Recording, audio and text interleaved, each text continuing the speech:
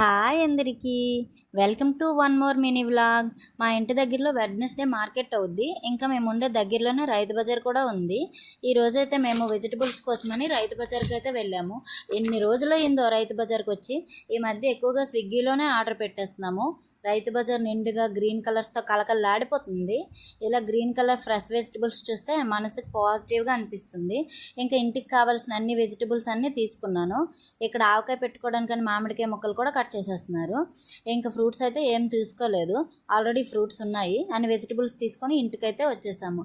మనం కొనుక్కోవడం ఈజీయే కానీ అవి నీట్గా ఆర్గనైజ్ చేయడమే కష్టం కదా. ఇంకా వెజిటబుల్స్ అన్నీ నా దగ్గర ఉన్న జిప్లాక్ కవర్స్లో సపరేట్ చేసి వేస్తాను. నేను ఎప్పుడు మార్కెట్కి వెళ్ళినా కవర్స్ తీసుకునే వెళ్తాను. కొనేటప్పుడే అక్కడే వేయించేస్తాను. ఇంటికి వచ్చాక పెద్ద పని తప్పుతుందని ఈసారి మర్చిపోయి వెళ్ళిపోయాను. అందుకే ఇలా పెద్ద పని పడింది ఇంటికి వచ్చాక.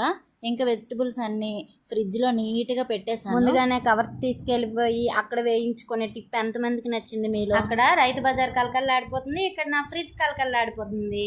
సబ్స్క్రైబ్.